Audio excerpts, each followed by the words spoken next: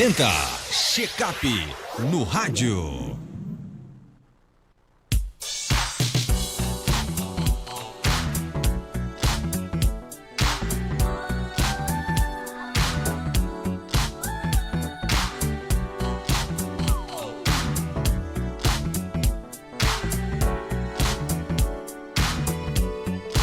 Sete horas 48 minutos, confirmando 7h48, doutor Belísio.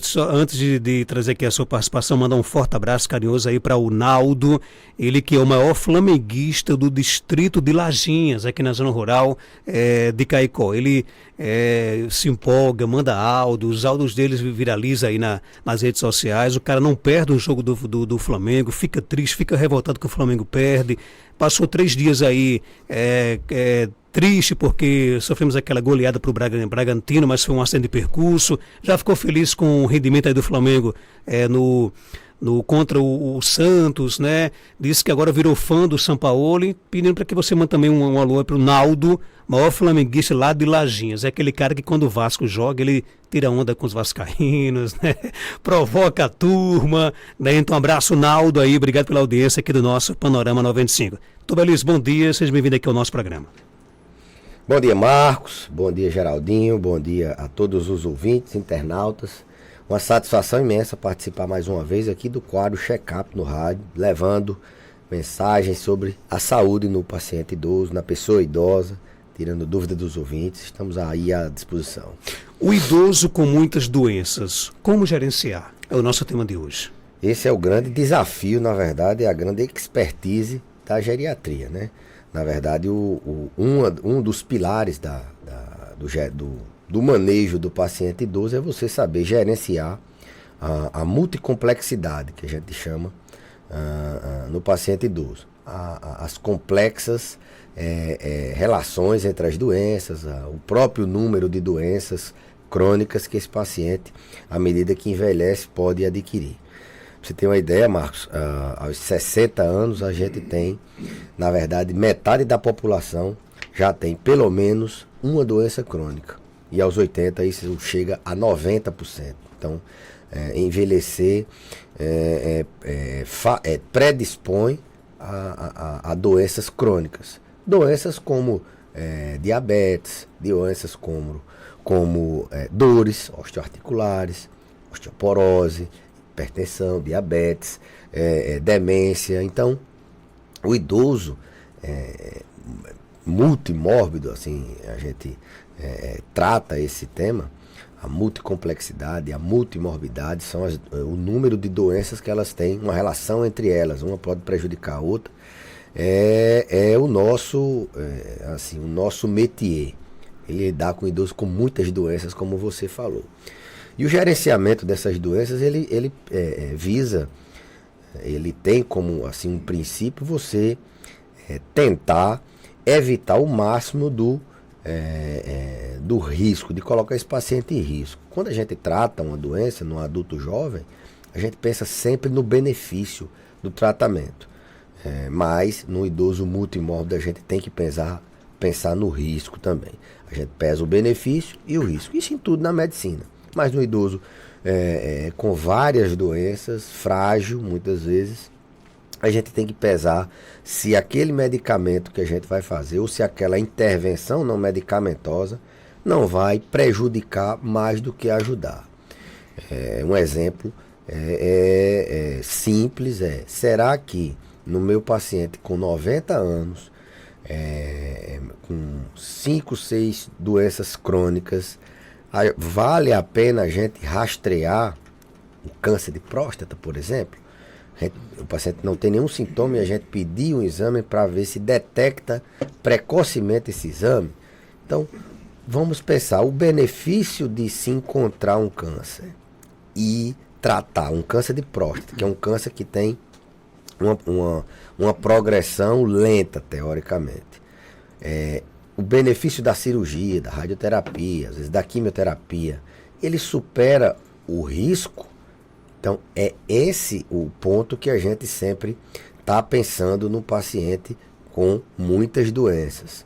O paciente tem uma hipertensão, e aí a recomendação é de você fazer determinado medicamento. Mas esse paciente, além da hipertensão, ele tem uma mobilidade menor, ele tem limitação para a mobilidade, ele tem um risco de queda alto, ele tem incontinência urinária. Então, o benefício de você fazer um diurético, de colocar esse paciente para afrouxar mais a urina e ele ter mais incontinência, ou dele ter uma hipotensão ortostática, que é um efeito adverso comum nos diuréticos tiazídicos, uma classe de diuréticos, ou seja, ter queda de pressão.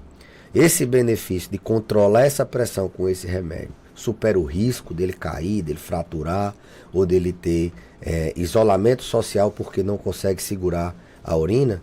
A gente não poderia pensar num outro medicamento, controlar a pressão de uma outra forma. Então, é assim que a gente maneja, pensando sempre no benefício e no risco. Uma outra forma, um outro pilar, um outro pensamento também, que a gente, quando gerencia a saúde de um paciente com muitas doenças, é eleger uma escala de prioridade. A gente, quando faz a anamnese, a entrevista com o paciente, a gente examina, a gente pede exames, a gente detecta muita coisa.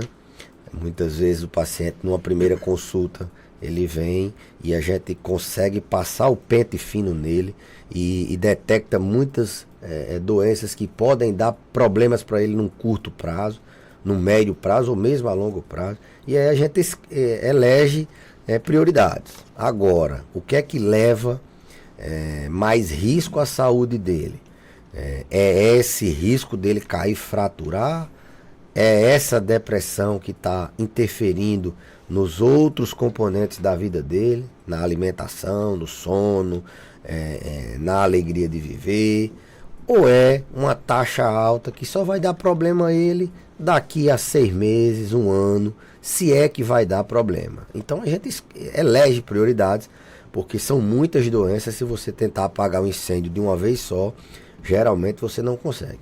Além do risco desse paciente ter efeitos adversos a medicamentos. Então a gente vai aos poucos, tudo em pacientes idosos. A gente tem que pensar nessa,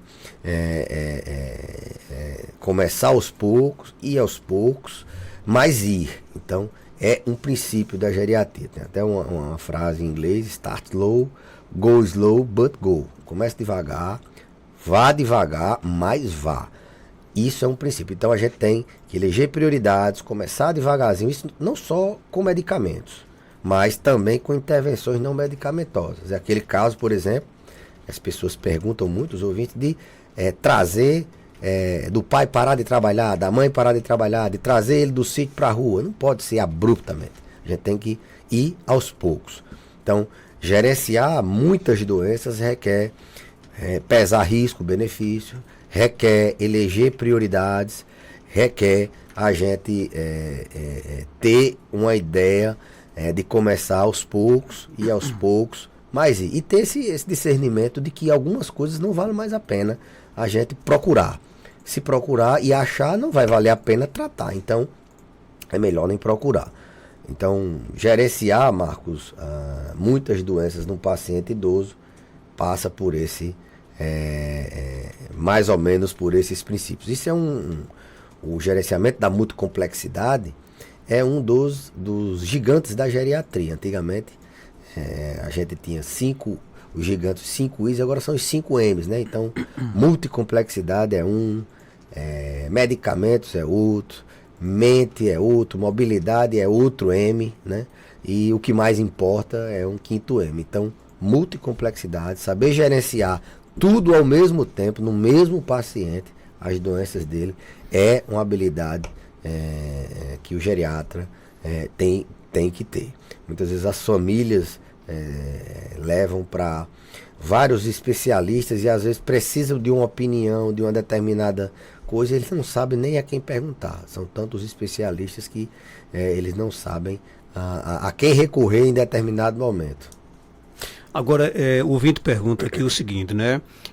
Quando é ideal se realizar o check-up geriátrico? Olha, uma idade que eu acho assim, imprescindível, eu acho, e a a literatura demonstra, 50 anos é uma idade que a gente está...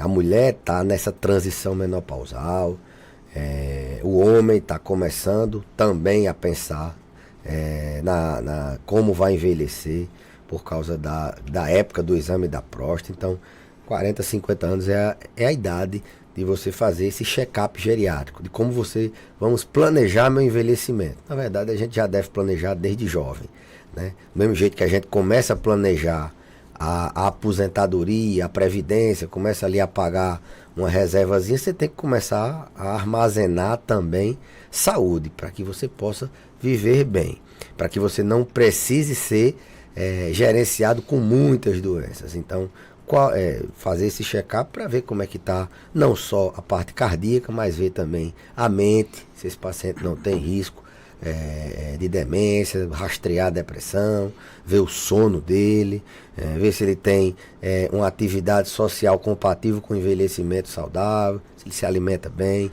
e pedir exames de check-up, não só, como eu disse, de uma determinada área. Check-up de câncer, pedir quais são os exames que eu faço uma prevenção de câncer. É só o da próstata, é só o preventivo na mulher, é só a mamografia? Não, será que eu tenho que pedir algum exame para rastrear câncer do meu pulmão, para doenças outras como aneurisma da aorta, pacientes que fumam? Será que eu tenho que fazer uma colonoscopia? Será que eu tenho que fazer uma endoscopia? Esse gerenciamento ele perpassa a questão do coração. E assim, Marcos, não é só você pedir exames. Não, a própria inteligência artificial, se você hoje em dia colocar aquele site, aquele GPT, ele vai dizer mais ou menos quais exames tem que fazer, mas é você conversar com o paciente e identificar na família quais são as doenças mais comuns, identificar na conversa dele se ele tem alguma doença que ele sempre achou que não era doença, se ele tem um risco maior de adoecer, verificar a pressão, colocar ele dentro das medidas antropométricas, ver se ele tem uma massa magra, boa, se ele tem gordura, e assim por diante. É uma avaliação que eu sempre digo, do fio do cabelo à ponta do pé. 50 anos. Tenho 51 anos, tenho várias complicações. Sou diabética, cardiopata, problemas renais e estou com vários problemas causados pela diabetes, como dormência nos pés e mãos, formigamentos, calo nos pés e mãos e outros. Por favor, me oriente. Procurar ajuda, né? É um bom exemplo de uma pessoa que tem pouca idade, mas tem um organismo com muita doença, um organismo, vamos dizer assim, envelhecido. Tem pessoas com 70, 20 anos a mais e não tem nenhuma doença assim perceptível. É mais raro, mas acontece sim. Então, a idade é só um dos critérios, um dos pontos para a gente pensar quando levar nesse especialista em muitas doenças ao mesmo tempo, né, que é o geriatra. Então, assim, 50 anos eu falei, foi uma idade de você se planejar pensando em andar numa rota de envelhecimento saudável. Mas a minha ideia era que essa paciente fizesse uma avaliação geriátrica e aí pudesse manejar, mantenha os cuidados, paciente diabético com os especialistas que já tem, mas eu acho que uma visão longitudinal de ver esse paciente como um todo, sem pensar só naquela doença, só naquela meta a ser atingida, valeria muito a pena. Uma pergunta aqui, não fala que é a idade, mas coloca o seguinte: o que é bom para labirintite de imediato para aliviar mais a tontura? Uma boa consulta. A labirintite, ela é um termo popularmente conhecido como labirintite, mas na verdade ela quer dizer labirintopatia. São doenças do labirinto, são doenças relacionadas ao aparelho vestíbulo coclear, que fica aqui ao lado do ouvido, e ele é quem orienta a nossa posição da cabeça. Então, quando ele tem alguma doença, quando ele tem alguma alteração, a nossa posição da cabeça fica sem referência e a gente tem a tontura. Então, o que é que acontece? Na maioria das vezes, as pessoas tendem a tomar medicamentos antivertiginosos, ou seja, para um tipo de tontura Vertigem é aquela tontura que o mundo roda, mas nem sempre a vertigem é a tontura do paciente. Pode ser um desequilíbrio, pode ser outro tipo de tontura. E a vertigem, ela tem alguns tipos de vertigem. Tem uma que demora mais, tem uma que dá e passa, só movimenta a cabeça, só dá quando movimenta a cabeça. Então, cada vertigem dessa, Marcos, tem um tratamento diferente.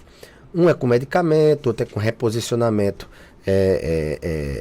labiríntico, com manobras de reabilitação vestibular, outros é com medicamentos que não tem nada a ver com tontura. Por exemplo, a doença de Menier, que é a doença do Padre Fábio de Mello, é um tipo de tontura, é tratada com remédio para pressão, com diurético tiazídico. Então, assim, dizer qual o remédio para tontura, todo mundo, se for na farmácia, todo mundo tem assim, uma ideia de qual é o remédio para uma tontura. Mas, na verdade, isso é muito... assim, eu diria, é uma medida não muito assertiva, porque na maioria das vezes a tontura mais comum, a vertigem mais comum não precisa de remédio, ela precisa de manobras de reabilitação, que é a vertigem postural paroxística benigna. Então eu recomendo, primeiro, essa pessoa ter cuidado, se for idoso, ter cuidado na movimentação. Se está tonto, ter muito cuidado para não sofrer quedas. Depois, buscar auxílio. Tem algumas medidas que até chegar à consulta, evitar levantar de vez, levantar lentamente. Quando está deitado, vai se sentar, senta devagarzinho, vai ficar em pé, fica em pé devagarzinho, fica em pé parado ali 2, 3 minutos até o labirinto se estabilizar. Tem alguns alimentos que podem induzir crise de labirintopatias, como café, chocolate, algumas coisas, alguns chás, eles podem piorar a tontura e isso é prejudicial ao paciente. Então, o melhor remédio é você buscar auxílio, identificar o tipo de tontura. Ir no médico para ele identificar e aí, se for paciente idoso, pensar já que a gente já sabe que geralmente uma tontura ela tem mais de uma causa. Ela é pelo desequilíbrio da fraqueza das pernas, por uma desidratação, e ela é por uma vertigem postural, por uma toxicidade dos cristais no labirinto. Então, a gente tem que identificar as causas dessa tontura e tratar. Não é sair, não, o que é bom para tontura, não. O que é bom para tontura, como eu disse, é ter cuidado com queda, porque idoso tonto ele cai, é um dos fatores de risco para queda, e buscar auxílio, para buscar identificar as causas dessa tontura e tratar, uma por uma. Problemas no equilíbrio, eles levam a problemas na mobilidade. E problema na mobilidade, alterações de mobilidade, levam o idoso a ficar dependente, a entrar naquela rota de envelhecimento patológico, doentio. Não consegue andar, não quer passar o dia sentado. Passando o dia sentado, ele começa a perder massa muscular, começa a perder força, começa a se isolar, começa a ficar triste, depressivo. Isso quando ele não tem uma queda ou fratura. Então, ter muito cuidado com as doenças do equilíbrio. Não é uma orientação aqui no rádio que vai resolver, não é um remédio que pode resolver. É mais fácil, talvez, você acertar na cena do que tomar um remédio e acertar para uma tontura sem examinar direitinho o paciente. Tive uma crise de labirintite, não conseguia nem levantar da cama, mas também a minha taxa de ferro estava muito baixa. Não sei se foi o labirintite ou se foi a taxa de ferro que estava baixa. Alguma relação? Ah, sim. A anemia, ela é uma causa de... Assim, os sintomas de anemia são fraqueza, palidez cutâneo mucosa, ou seja, a parte branca do olho fica esbranquiçada, não fica aquele vermelhinho, a ponta dos dedos não fica coradinha, rosa, fica branca. Então, palidez, fraqueza, cansaço ao andar, e o paciente pode sim ter uma espécie de tontura, desequilíbrio.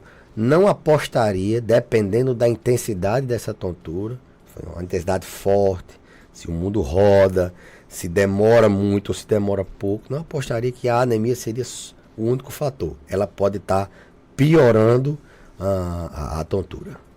Doutor Belísio, obrigado por sua participação. Algo mais a acrescentar? Pode ficar à vontade. Eu que agradeço, Marcos, a participação nessa terça-feira e até a próxima terça, se Deus quiser. 8 horas, 8 minutos.